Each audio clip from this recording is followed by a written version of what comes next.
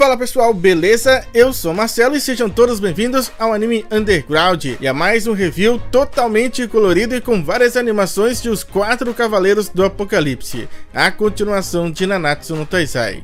Mas antes da gente começar esse super review, eu quero agradecer o apoio de todos vocês, principalmente a galera que pode apoiar o canal através do grupo de membros. A ajuda de vocês é muito importante para que eu possa continuar com esse trabalho, e a forma de retribuir essa ajuda é com alguns benefícios, como assistir esse vídeo antecipadamente, fora muitos outros, que você pode descobrir acessando Seja Membro do canal. E para quem não pode apoiar dessa forma, apoie sempre deixando o seu like e compartilhando esse vídeo com todos os seus amigos. E se você ainda não é inscrito aqui no canal, se inscreve, não custa nada, eu te garanto que você não vai se arrepender. Agora sim, recado dado, bora pro vídeo.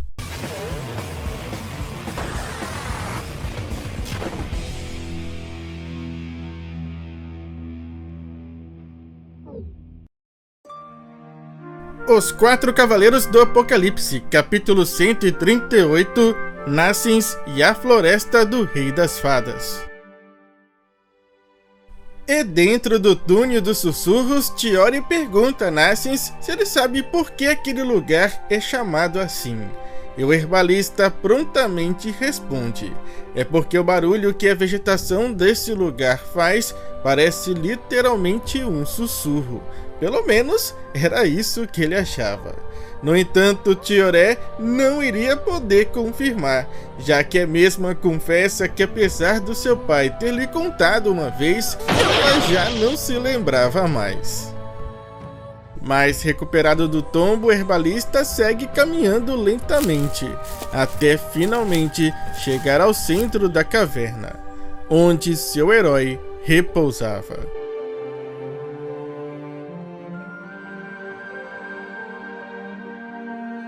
E ao se aproximar, Nassens apenas diz: "Ei, eu estou aqui de novo. Como você se sente hoje, Percival?" E 2 anos depois, esse era o atual estado do corpo de Percival. Mas observando aquela situação, Chiori começa a fazer alguns comentários. Não importa quantas vezes você fale com ele, ele não dá nenhum sinal de que vai acordar. O cabelo dele cresceu bastante, não é? E ainda está todo despenteado. Será que devemos cortar? Ei, Nashi, que tal a gente ir brincar em outro lugar? Já sei, na Torre dos Cogumelos, que tal? Entretanto, parecia que Chiori estava falando para o vento, pois Nassens estava com toda a sua atenção voltada para o Percival. Mas o herbalista lhe aconselha a ir sozinha se ela estiver entediada, achando tudo aquilo muito chato. No entanto, a pequena fada não dá o braço a torcer e responde que não está entediada. Nassens então revela que preparou um novo medicamento, mas antes de dá-lo a Percival, ele acha melhor ele testar primeiro. Então Nassens bebe um pouco daquele remédio antes, e para surpresa de Chiori, Nassens simplesmente morde os lábios até sangrar enquanto diz: "Uau, isso é incrível! Espero que seja realmente eficaz." Mas a reação de Nassens não assustou a pequena fada, que começa a gargalhar dizendo que adora as caretas que Nassens faz, que ela acha muito engraçado. Mas Nassens estava concentrado e bastante ansioso pelo resultado do medicamento no Percival. Porém, infelizmente, Percival não abriu seus olhos, continuando no mesmo estado de sempre. E mais uma vez, Nassens acaba ficando desapontado, pois havia depositado nesse novo medicamento a esperança de trazer Percival de volta. E Chiori percebe e entende os sentimentos de Nassens, e por isso ela acaba chamando Percival de egoísta, dizendo que ele simplesmente abandonou Nassens e seus outros amigos sem se importar com os sentimentos deles. E Nassins comenta que quando Tristan estava com raiva, disse a mesma coisa. E ao ouvir o nome de Tristan, Tioré fica bem animadinha, dizendo que ela e o Tritri se dão tão bem que até mesmo pensam da mesma forma. No entanto, Nassins confessa que não acha que seja isso e assume a culpa, dizendo que foi por conta deles serem impotentes, pois Percival temia que sua presença causasse sofrimento aos seus companheiros, e por isso ele tomou essa decisão. E Nassins segue dizendo: Percival pode sentir a dor de outras pessoas como se fosse a própria. Portanto, eu não tenho dúvidas de que ele é realmente um garoto de bom coração. E depois de escutar esse pequeno desabafo, Tiori se aproxima de Nassins. E enquanto toca no seu ombro, ela faz uma pergunta.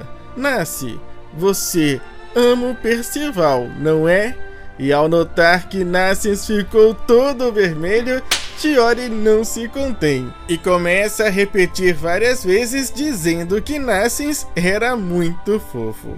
E agora, já fora do túnel dos sussurros, Tiori pede para que Nassins lhe chame da próxima vez que ele for coletar ervas medicinais. Nassins promete que irá, mas que agora ele tem outro compromisso: atender um chamado do Rei das Fadas. Para surpresa de Tiori, que não esperava que Nassins iria fazer uma visita aos seus pais. E esse lugar, que parecia ter sido tirado de um livro de contos de fantasia, era onde estava o Rei das Fadas e a Rainha dos Gigantes, a Torre de Cogumelos. E visto de cima, aquilo parecia ser ainda mais grandioso. E ali diante deles estava Nassins, que humildemente perguntava: em que posso ajudá-los? Sua Majestade, o Rei das Fadas, e Sua Alteza, a Rainha dos Gigantes. E além dos 2 pecados capitais, estavam também presentes todos os seus 7 filhos.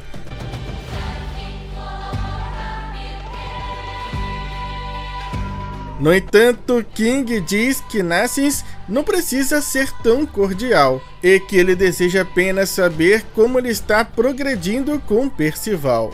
Entretanto, Nassins diz se lamentar por não ter obtido bons resultados até agora, mesmo com King sendo extremamente gentil, protegendo Percival nesses 2 últimos anos e até mesmo cuidando dele. Por isso, ele acredita que pode estar sendo um incômodo para eles. Porém, Diane conta que esse foi um pedido do capitão e que eles estão dispostos a fazer qualquer coisa para poder ajudá-lo. E que por isso, Nassins deve continuar fazendo suas pesquisas sem se preocupar, ficando ali o tempo que for necessário. Nassins agradece e diz se sentir muito honrado. Mas diante da postura cordial de Nassins, tanto King quanto Diane não sabem o que responder. E seus filhos acabam achando muito engraçada aquela situação, pois era raro eles verem alguém agir de um modo tão formal assim. Mas Nassins realmente não sabia como se referir a eles, até que a rainha pede para que ele apenas a chame de Diane. E o Rei das Fadas diz o mesmo, que ele pode chamá-lo de apenas King.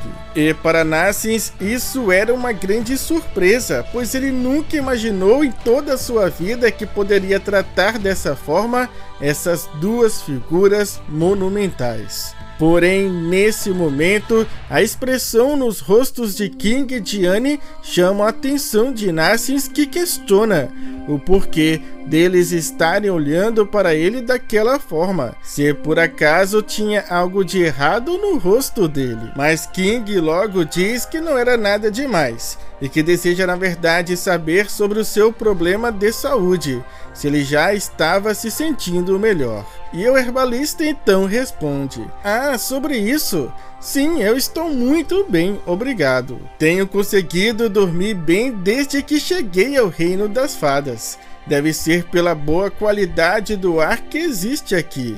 eu até me sinto mais saudável. Mas isso não é tão importante, questiona o Nassens, mas King e Diane revelam que ele é um convidado muito importante. Porém, um dos filhos, incomodado com o rumo daquela conversa, adverte seus pais. Ei, vocês, não acham que estão dando muita confiança a este humano? Mas ao ouvir isso, King o repreende, pedindo para que Murta não fale dessa forma. Mas seu filho parecia estar convicto de que ele estava com a razão, pois ele faz questão de lembrar as experiências horríveis que as fadas e gigantes sofreram nas mãos dos humanos, incluindo o melhor amigo do seu pai e a melhor amiga da sua mãe. Por isso ele questiona se é sensato eles se envolverem tanto assim com os humanos. E King admite que isso realmente aconteceu no passado. No entanto, ele diz que Nassens é diferente. Porém, de repente, algumas fadas assustadas surgem dizendo que eles tinham uma péssima notícia para Sua Majestade, o Rei das Fadas. Um changeling aconteceu. Havia um changeling nas proximidades da fronteira. E essa notícia deixa tanto King quanto Diane apreensivos, assim também como seus filhos. Tiori não consegue acreditar que aquilo aconteceu de novo, deixando Nassens curioso e assustado, pois ele não fazia ideia sobre o que eles estavam falando. Porém, para Murta isso era imperdoável.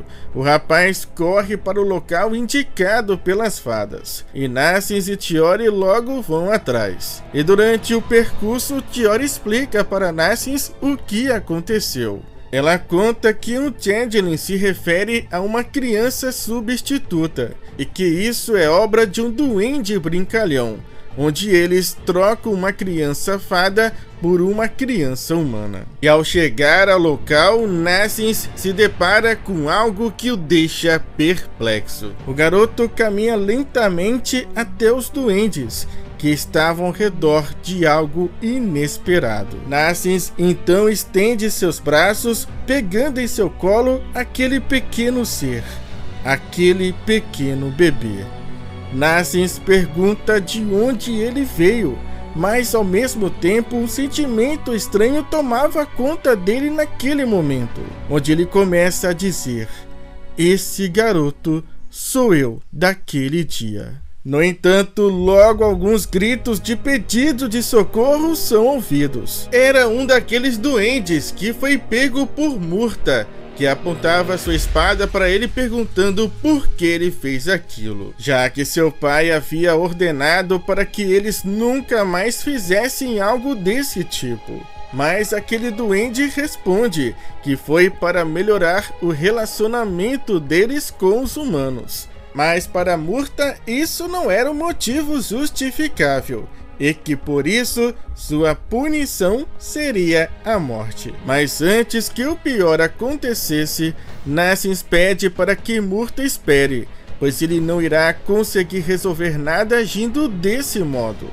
Entretanto, Murta não gostou nada de ouvir Nassens falando dessa forma com ele, e que principalmente um estranho como ele não deveria se envolver nos negócios do Reino das Fadas. Mas o herbalista conta que não pode ignorar esse tipo de situação em silêncio, e vendo tudo isso de longe, Tiori começa a ficar apreensiva, imaginando o que os dois irão fazer. Pois no fim, aquilo era muito divertido. Um grande distúrbio na aparente e pacífica floresta do Rei das Fadas. Um conflito entre Nassens e Murta também eclode. Continua no próximo capítulo, intitulado O Sofrimento Invisível. E a gente previu e aconteceu. Finalmente os 7 filhos de King e Diane foram apresentados. Só que a minha expectativa era tão grande que eu acho que acabei me decepcionando um pouco com o visual deles. O menino vestindo o moletom com capuz e a garota com o cabelo repartido são muito parecidos com King e Diane lá do início de Nanatsu no Taizai. Aquela forma meio clichê, né, de fazer as crianças meio meio clones de seus pais, com exceção aqui dos esquemas de cores, que é ligeiramente diferente. A garota com os dentes afiados parece muito mais jovem que as outras por algum motivo, embora Chiori seja supostamente a mais nova dos 7. Em contraste, a filha de cabelo laranja parece muito mais madura que a própria mãe. O filho loiro tem a aparência que lembra um pouco o Helbran. E por último, Murta, que não se parece em nada com seus pais. A página colorida o retrata de frente para o outro lado em comparação com todos os seus irmãos, indicando que ele seja a ovelha negra da família, o que parece estar alinhado, com o seu design e comportamento. Inclusive, na cena com toda a família reunida, as crianças foram divididas em 2 grupos. Aqueles que possuem aspectos e atributos de gigantes à direita e os que possuem aspectos e atributos de fadas à esquerda. Enquanto Murta no meio parece ser apenas um humano normal, não tendo nenhum aspecto ou atributo de nenhuma das 2 raças. E diante do inesperado ocorrido dentro desse capítulo chamado Changeling, que nada mais é do que um tipo de troca entre um bebê humano e um bebê de outra espécie, neste caso, uma fada, tudo acaba convergindo para uma das teorias mais apostadas por vocês, de que Nassens é de fato o filho perdido de King e Diane, que foi trocado quando bebê pelo Murta, que não seria o verdadeiro filho dos 2 pecados. É bom, eu sei que isso explode a nossa mente e por conta disso vamos dar uma pausa por aqui e comentar melhor esse capítulo e tudo o que aconteceu nele em outro vídeo. Mas já comenta aí, será que faz sentido? Será que realmente o Murta e o Nassens foram trocados? E qual dos filhos vocês mais gostaram visualmente, já que a gente não conhece ainda a personalidade e os poderes de cada um. Essa é a minha ordem do 1º ao 7º que eu mais gostei. E a de vocês, qual é? Enquanto vocês comentam, eu quero agradecer ao Márcio, Ítalo, Drip Snake, Misael e Manuele, que fizeram a coloração de todas as imagens usadas neste vídeo. E caso vocês queiram ver outros trabalhos sensacionais desses artistas, o Instagram de cada um deles vai estar na tela para vocês. Muito obrigado e eu agradeço também a cada um de vocês. Espero vê-los, claro, aqui no nosso próximo vídeo.